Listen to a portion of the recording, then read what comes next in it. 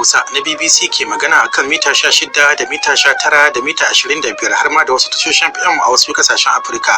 Muryar ɗaya daga cikin gidajen rediyon da muryarsa ta karaɗe faɗin duniya kenan. Duk da kashi 9 daga cikin masu sauraron wannan rediyo ba su taɓa ganin gidan rediyon ba, amma suna ta'amali da shi ta cikin akwatunan rediyon su, a cikin gidajensu, wuraren mu'amalarsu na yau da kullum. Lamarin akwatin rediyo dai ya zama wani lamari ne da ya zama babban amini a cikin zukatan da yawa daga cikin al'umma.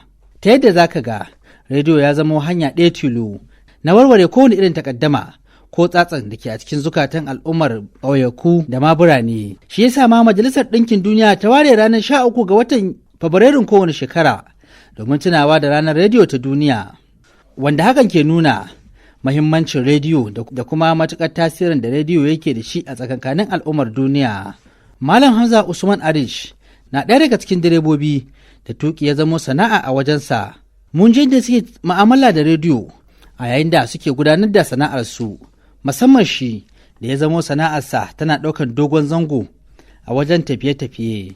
Sunana Hamza Usman Arish, direba a hukumar sufuri na Kaduna Line. To ai mu dama musamman mu direbobi shi rediyo a mota, musamman direba.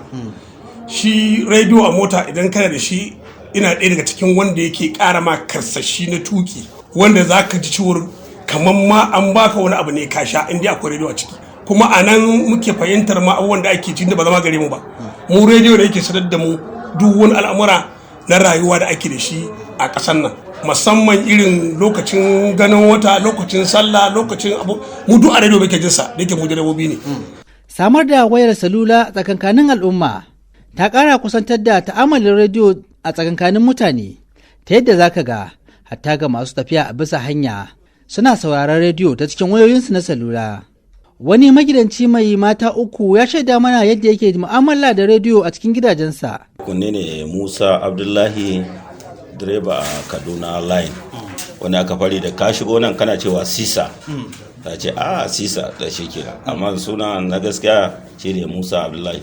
To ya rediyo mota ka akwai rediyo? Akwai daga kwarai da gaske. To ya kake ji yayin da kake gudanar da sana'ar ta tuki kuma ga rediyo tana shi rediyo gaskiya mai abu ne mai amfani sosai daga ba ma direba ba, ko da kake gida ba kaga dattawa ma da suke wani ma daga kofar gida sai abin nan ba, amma da dan rediyon shi kenan shi ko wani magana aka yi ko musu ne ya nuna cin wani a ina kaje da wani ya ce a rediyo ne shikenan magana ta kare, ba ku da ja.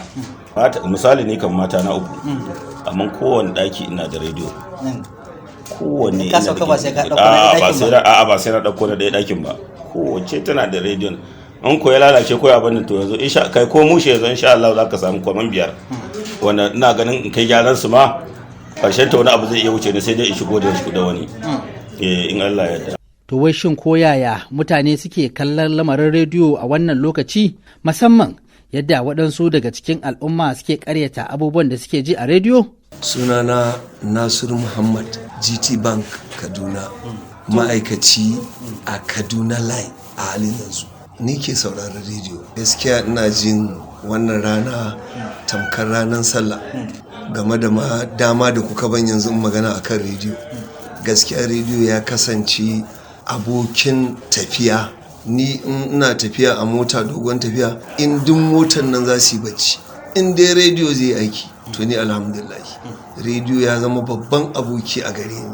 In dai da rediyo to ni ban da wani matsala a rayuwa, in dai rediyo na aiki dan zan iya kunna ma daga asuba har dare su kafa su kulla tashar su ina saurari, sai dai sallah kawai ki tsere.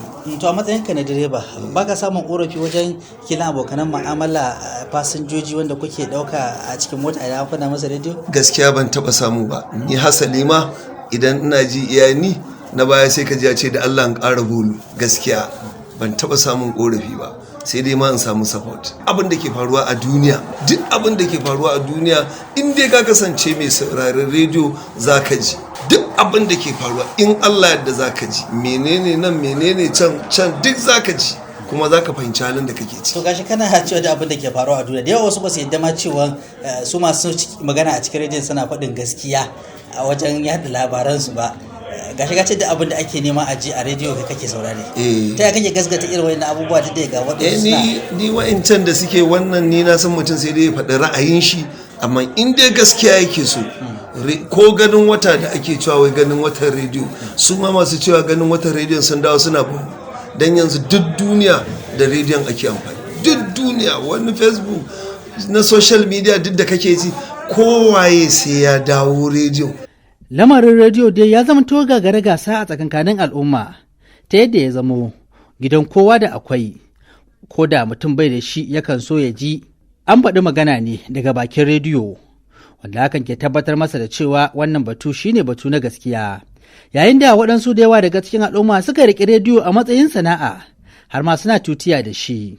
Lamarin rediyo dai lamari ne da ya zamanto abin sha'awa a tsakankanin al'umma wanda hakan ke nuna mahimmancin rediyo da kuma matuƙar tasirin da rediyo yake da shi a tsakankanin al'ummar duniya. Usman Shehu Shagarar Gasa, Allah ɗaya gari bambam.